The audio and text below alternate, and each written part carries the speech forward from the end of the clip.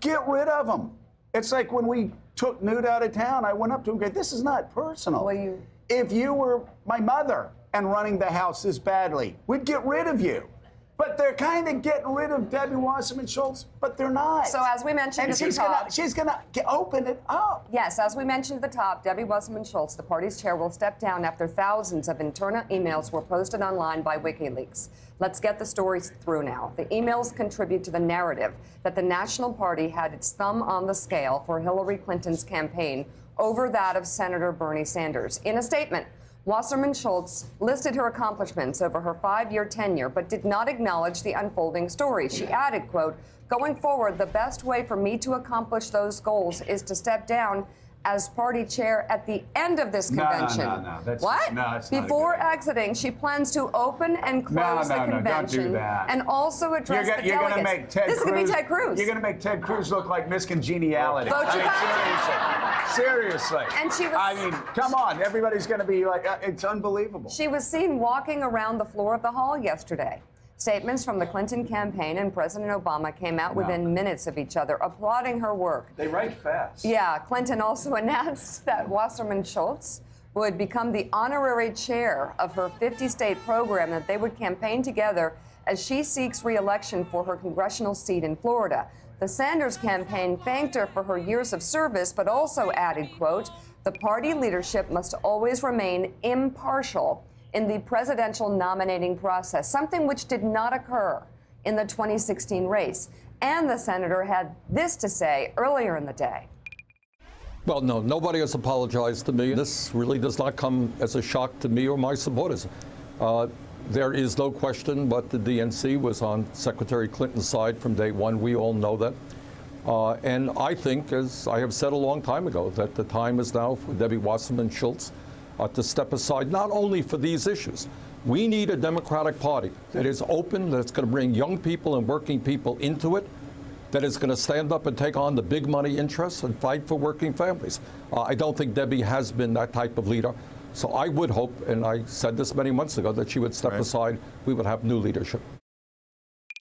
Maybe the point, Madam Secretary, is you have people in the Democratic National Committee who are supposed to be, if you will, agnostic about who the nominee is going to be.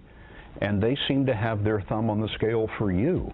They seem to be working against Bernie Sanders, their fellow Democrat. Again, I don't know anything. I don't know anything about these emails. I haven't followed it. But I'm very proud of the campaign that I ran. And I'm very proud of the campaign that Senator Sanders ran. In your view, any effort in the DNC to favor one candidate or another would have been improper? Again, I don't have any information about this, and so I can't answer specifically. I can't speak to what people who were not working for me, who were saying whatever they were saying. I can't speak to that. I can only speak to my campain.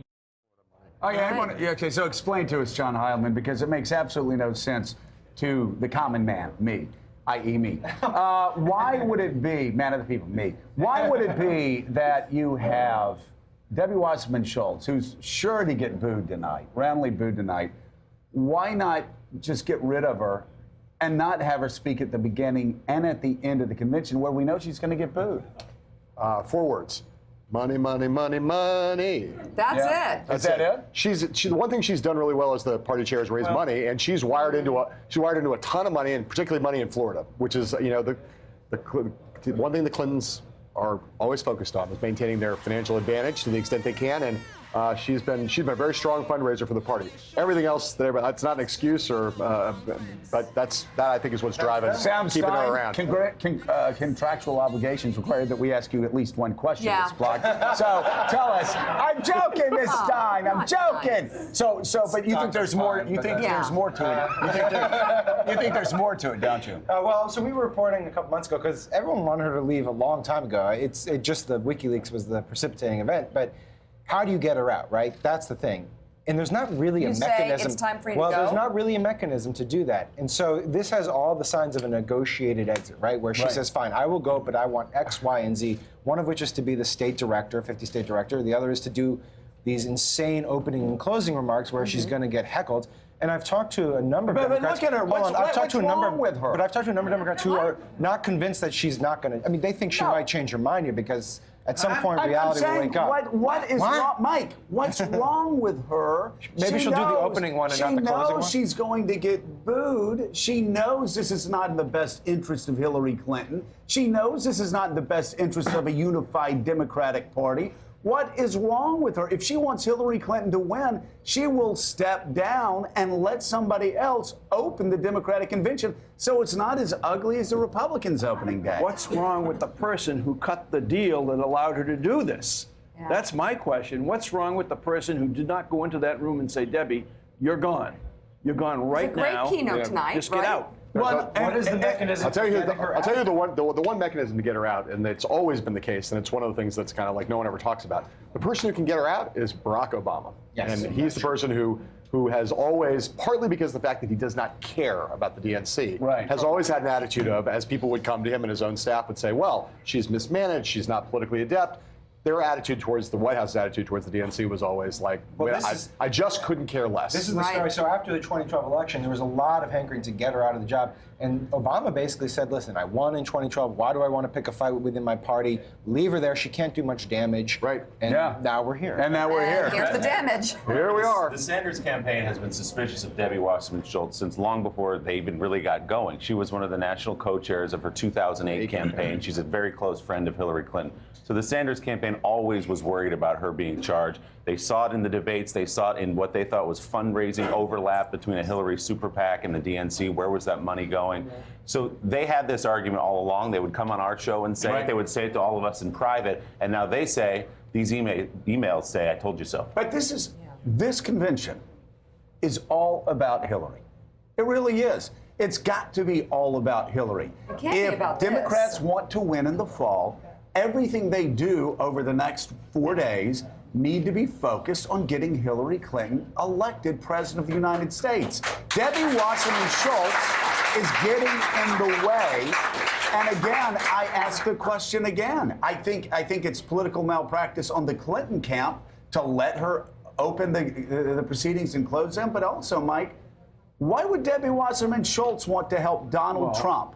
Because that's all she's doing is helping Donald Trump by getting in the way of Hillary Clinton. Well, I mean, ego plays a role in this, obviously, her own ego.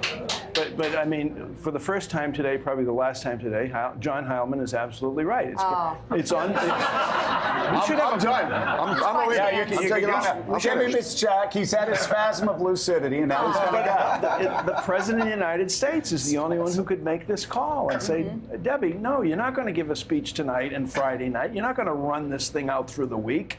The job is to elect Hillary Clinton. You're right, Debbie. Go. And this, Bye-bye. This just isn't the way they wanted to start the convention. They wanted to show contrast to what they said was the chaos of the Right. Republicans, and they'd come with the front page of the New York Times, look at that. nearly a banner headline talking about this Democratic We got to talk league about the here. Russians. Yes, the well, Russian oh my terrorists. All right. going on? But here's the looming thing over the rest of this convention. What comes next? Yeah, these aren't going This is anywhere. not the. This is maybe likely suggested by some, not the end of this. That there could be more of these leaked emails that could be dragged out over the course of this convention. There's been some suggestion that by Julian Assange that he has worse emails than what we've seen so far, and that we may see them before the end of this week. Right. No, I'm saying, like, you called out Debbie Wasserman Schultz. I said the system was wanna be- rigged, right? Yeah. That morning. Yeah. And Trump started using it later that evening. I need to do a trademark there. But that's the same day that you said she should step down because it was rigged. It didn't feel like a fair, impartial process, and that was her job at the time. And I think the emails obtained and released by WikiLeaks also reveal that and feature some mentions of Morning Joe. Debbie Wasserman Schultz. Well, I mean, yeah, big time. Big time. Yeah, they were really very quickly, nice. before we get into that, though, John Heilman also, though, there were complaints going all the way back to October also. This has been a long-running feud inside the Democratic Party, even going back to October, about the debates. When they first rolled out the debate schedule, which was actually even earlier than that, people said, wait a second, there's only 6 debates. All of them are front-loaded. And you had in October was when Debbie Wasserman Schultz told Tulsi Gabbard, one of the vice chairs of the DNC, don't come to the first debate if you're going to complain about the debates. everyone on the DNC leadership erupted, and that was when the first person, R.T. Ryback, another vice chair, called for her resignation in October. Yeah. So people have been talking about this for a long time, and there is, that was the beginning of, hey, this system is rigged against Bernie Sanders. Even Mike I Barnacle? began to get suspicious when one of the debates was scheduled opposite the Super Bowl. Yeah, exactly. No, it didn't seem right. All right, so Willie, what do we get on this story? So Debbie Wasserman Schultz complained back in May, among many other things, that Mika had called on her to resign over the party's treatment of Bernie Sanders. Wasserman Schultz sent an email to DNC Communications Director Luis Miranda, calling Mika's comments, quote, the last straw, adding that they were outrageous, and that she needs to apologize. That's not. You think that's outrageous? You should hear what else. So Wasserman Schultz also reached out directly to NBC News, writing, quote, this must stop. Another email, this one from Miranda to the DNC's press secretary, had some not safe for work language. It reads in part, bleeping Morning Joe. Oh, come on. And a Oh, directive. it says Joe. It's bleeping Everyone Joe. says I that. always thought that was the name of the show. Bleeping Joe. In Boston, it is. And so they wanted a formal complaint to our producers. Our producers, Yeah. switch really. I'm serious. Like, what? Okay. I know they're emailing and calling Chuck Todd saying you need to get Mika, and like Chuck Todd couldn't even get us to pass the show over to him at 9 o'clock.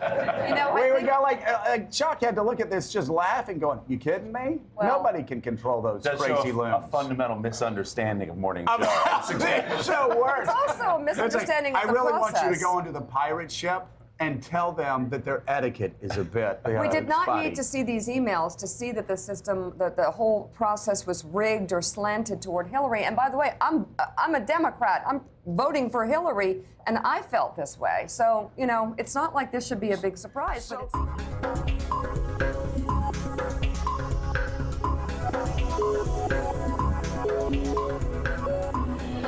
Say that is one of my favorite songs from the 70s. Again, The Sound of Philadelphia. The Sound of The 3 Philadelphia. Degrees. When will I see you again? Wow. Okay, joining They were us now, amazing. if we They haven't were scared her amazing. away in Yeah. Philadelphia, NBC News senior White House correspondent Chris Jansing. And Chris, Hey, Chris. Sorry you had to see that. not a pretty sight. So, Chris, you recently sat down with some very conflicted Bernie Sanders supporters from Pennsylvania. Let's take a look at that. The Clinton campaign has to actively engage Bernie supporters, and they're not doing that, i.e. with Tim Kaine being chosen. And they don't seem to want to bridge that gap at all. We can't go there because it'll offend Wall Street. And the only thing It's we're just running on like, right now you know. is if you don't vote for me, Trump will be president. Right. Well, guess what? I need more than that. If Trump becomes president, it's not our fault. Exactly. It's the Clinton campaign's fault. Everybody I associate with is mostly working class. I didn't go to college. And I cannot tell you how many people I know who are first choice Bernie Sanders, but they weren't registered Democrats. I didn't want to pledge allegiance to that party. Second choice, Donald Trump. Would any of you consider voting for Donald Trump, or do you know No. Bernie supporters who would? Yes. I mean, I know that who would, and I would not. Absolutely But I would not. not. And I suspect there are some people, some of my peers, who probably are Donald Trump supporters, but they're not speaking about it publicly. I suspect Because- that. Speak about it publicly. Yeah, no. I know He's a people bigot. that are definitely voting for him. Yeah. After the Tim Kaine decisions that were made recently, it's come out that they're going to vote for Trump. I don't understand it. People I just can't want imagine to it. throw a wrecking ball at the system. You know, giant right. meteor Burn it 2016, down. that Right. hashtag. And it's Right. like, fine, Trump. A lot of people are feeling that way. You would So vote for my Jill vote. Stein? Absolutely. I'm working with people to make sure that she gets on the ballot by all those signatures, those 5,000 signatures, get where they need to go before August 1st. I You think don't that's think it's a happening. wasted vote? No, I don't think it's anytime that you can vote your conscience, anytime that you can express your right to vote for a candidate that you want to vote for, that's your right. You should be able to do that. No one should shame you out of it. I respect and agree that you should vote your values and vote your conscience, vote for the Green Party in this time. Trump is actually running a fascist campaign in this country. In my community, the Muslim community, it's very clear how these candidates are different. Chris, what a really spirited conversation. Yes. What was your big takeaway from it? Well, that I think the idea that those voters for Bernie Sanders couldn't possibly vote for anybody but Hillary Clinton is dead wrong. And it really hurt this week, and I call it a trifecta. Number one, they don't like Tim Kaine. Number two, the emails. And Hillary Clinton did not help herself last night on 60 Minutes. Emails, I don't know anything about the emails. They wanted something decisive. Yes. And they said, well, yeah, she steps down, but she's still going to be at the convention. What kind of message does that send? So there's a real uphill slog here. I agree. I heard earlier Ed Rendell saying, you know, those people who have said, I'm a Bernie Sanders supporter, but I'm going to vote for Hillary Clinton. I'm not so sure that some of those people are not backing off. At least that's the indication I got from these longtime Bernie Sanders supporters at the beautiful Philadelphia Racket Club. Well, Mike, you sit and listen to them, and you did hear the name Trump go up there, and it sounded like their experiences with fellow Bernie Sanders supporters were the same as our experiences when we go out and talk to people. You ask a room, how many people are going to vote for Trump? Nobody raises their hand. Then as they're filing out, they're whispering, I'm voting for Trump. Yeah, some of them are. You know, the thing you have to remember about Bernie Sanders voters is they consider themselves to be part of a movement that rails against everything Hillary Clinton represents to them, which is big Wall Street money, entrenched Washington interests, a lifetime in politics. So they never were going to roll over so easily for Hillary Clinton. They actually don't believe that she would be a good president. Now, is the alternative Donald Trump for them? Probably not for most of them, but they're not going to hop on the Hillary bandwagon easily. I think the Bernie or bust group is a little bigger than the not Bernie then Donald Trump group of voters. And I think that there were more Trump supporters, I felt like, at Trump rallies who were willing to consider Bernie Sanders than vice versa at some of these Bernie Sanders rallies. Well, it's that blow up the system kind of. But they have that in common, exactly. That same idea. And the thing is, it's not like Donald Trump needs to peel off 5 or 10%. Right.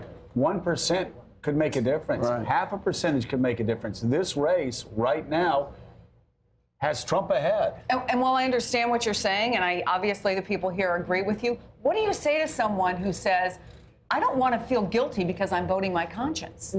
That I don't believe in Hillary Clinton. I don't believe what she says is true. You didn't hear those parts of the conversation, but it's what we've had with panelists before and we've brought on this show. I don't believe what she says.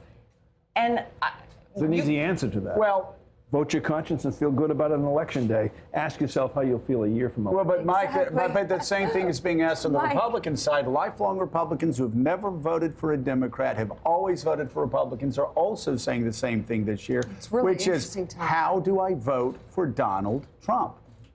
And so you have the same question being asked by both parties. I think the biggest part of this group that I think is of concern for the Democrats are these these blue collar white voters who say, I've been a Democrat my whole life. This is the first time since before I was old enough to vote that I am not going door to door for the nominee. I'm going to vote for Hillary Clinton, but I'm holding. And we are dead center in the state where this could show itself to have the biggest impact in Pennsylvania. Next, You're exactly right. What, if anything, did we learn today?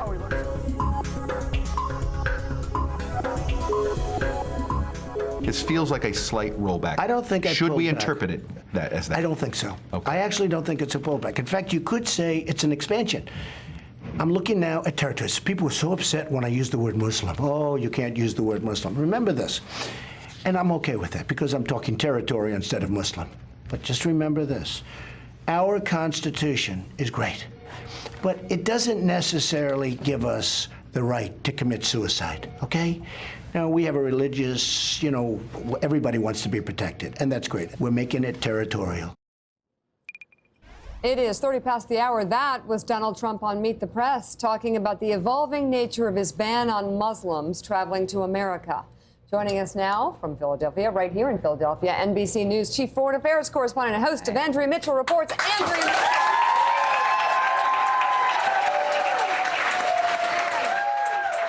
Also with us, NBC News Political Director and moderator of Meet the Press, host of MTP Daily, Chuck Todd. And then he's so mean. He gets so mad at everybody. MSNBC anchor and political correspondent, The Rage, Steve Kornacki. Actually, I think we learned from WikiLeaks that you are what, an angry hipster? It's hipster pitbull was the term I saw. Wow. It's the first time I've been called a hipster. Well, so here we go. You gotta dress more hipstery, dude. Well, I had to Flat now. shirt, I yeah, gotta, there you So go. Chuck, do we call her former DNC chair yet, or I guess not. former DNC? I don't know why we're not. Soon to be former I have- DNC chair. Why is This that? is insanity if she's going to gavel this thing in. It is How can she stupid. gavel the thing in? By the way, it's bad politics for herself.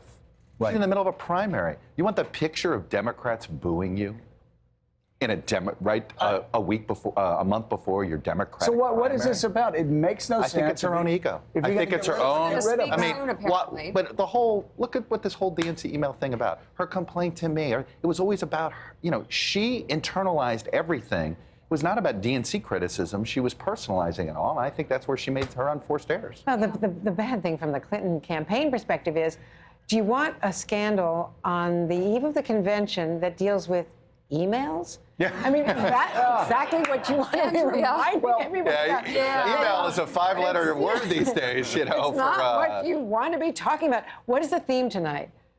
Emails. Oh, no, sorry. I mean, you know, united together? Right.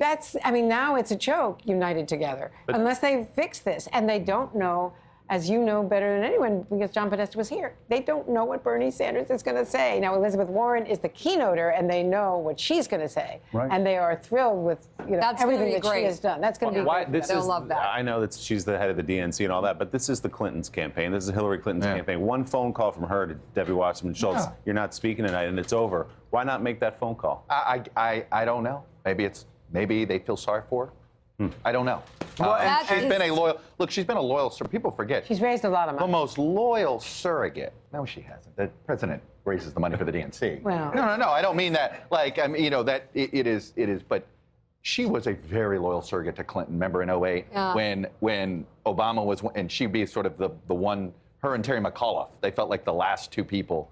Well, defending the isn't Clinton this the campaign. most So I loyal guess thing it to is. do, though? Yeah. The most loyal thing to do is step aside, not make it about yourself, Yeah. and Right. help Hillary Clinton. And it's not like they have the luxury of a lead. There's a new poll out that shows that Donald Trump, despite the fact that everybody in the media and everybody in the political world looked at that convention, looked at what he did the day after we were doing it, going, oh my God, what's he doing?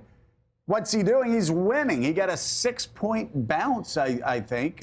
There's A 10-point bounce, and he's up now. In this one, he's up 48 to 45, a 10-point bounce, and he was +6 since his convention started. There's two things in this poll you have on the screen that jumped out at me. Number one, you see him at 48 right there. That's the first time in a national poll Trump has been at that level at 48 since last September.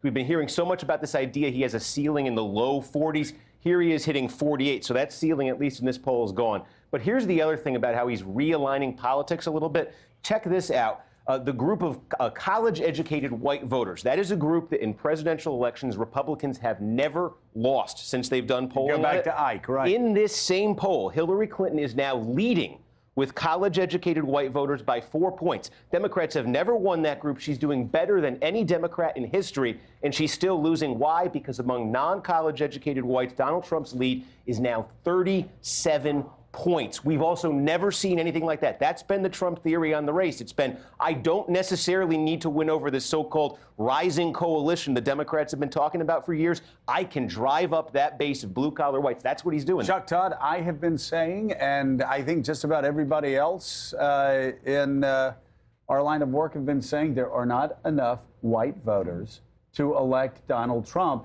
if he's doing really poorly among Hispanics and blacks and college-educated whites. That apparently is not the truth. I was just going to say, we'll see, or we're headed to some sort of popular vote electoral college split, because when you look at this at a state-by-state race, the demographics don't work for him. But when you look at it nationally, you can see it, and he still's got to figure out, I mean, to pull this off, he's got to really improve himself in the upper Midwest, right, with particularly Michigan and Wisconsin to do this. But this poll indicates that if he does unify this crowd, and here's something else, and I took this away from the interview I had with him. You know, Donald Trump was being painted erratically on issues for a long period of time. His ideology was erratic. He really has got it down coherently now. It is very much a nationalist message, right? Everything actually does now fit under that umbrella, whether it's when he's talking immigration, whether he's talking trade, whether he's talking. And I think that has helped him that has helped him with some undecided voters, that he has a coherent theory of the case now. You know, this is where Tim Kaine, first of all, they hope helps Hillary Clinton with white men. And also in the Midwest and in Ohio and Pennsylvania. You know, if you can't have Joe Biden validating you, he's a white man who has, Catholic, who has a lot of working class roots. He's the union shop, ironworker father. He speaks that language as well. But the other piece of it is they're going to bring out Mike Bloomberg on Wednesday, and they're going to try to attack Donald Trump on his calling card. I know how to create jobs. I'm a businessman. I know the economy. They're going to bring out a guy who is arguably one of the best financial brains, one of the biggest money makers in the country, and a former Republican, twice elected mayor as a Republican, last time as an independent. And he's going to absolutely take down Donald Trump on that Trump knows anything about the way. I think this is a risk. I think this is a risk. What we were just talking about, though, that divide that's emerged, that sort of cosmopolitan, blue-collar divide among white voters, Mike Bloomberg's constituency is the cosmopolitan side of that. He's the reason she's already ahead with college-educated white voters. He's not speaking to the people who are now for Trump by 40. And by the way, Michael Bloomberg is synonymous with Wall Street. The Bloomberg brand is synonymous with Wall Street. Now that's been a positive for him more often than it's been a negative. He built his financial empire on the idea of covering the financial, of all things to have associated. You know, I think she needs a business person who's bricks and mortar right now a little bit. He might not be the best person. Well, he will help though, Willie, with college-educated Americans. Does she need more help with that? Well, I don't know. I guess she needs in his more interview help with you yesterday, I mean, he was talking about Europe as our adversaries rather than Europe as our market.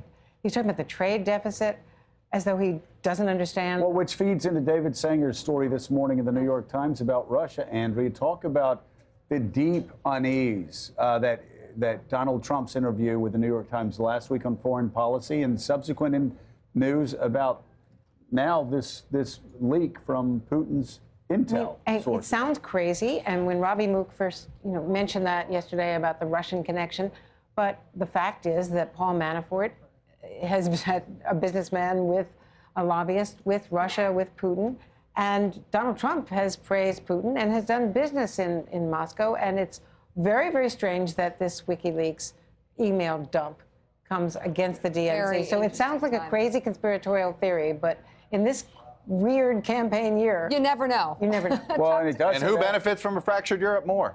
Right. Yeah, Putin. America or Russia? Yeah, no, it's all Putin. It's what, and also you go back, and we've been talking about the Frank Four articles. You go back to the Frank Four articles in Slate, and he's talking about how Putin actually contributed to the National Front in France, and also was backing a lot of these nationalist movements in Europe that deliberately breaks up the European alliance. And that is in Putin's favor, as is Donald Trump. Now, many people suggest. Chuck Todd, Andrea Mitchell, Steve Kornacki, thank you very much. Thank you, guys. Don't be such an angry hipster. All right, so just to let you know that we're keeping a close eye on the Florida delegation breakfast, where outgoing DNC chair Debbie Wasserman Schultz is expected to speak at any moment. We're going to carry that live. Morning Joe is back in a moment.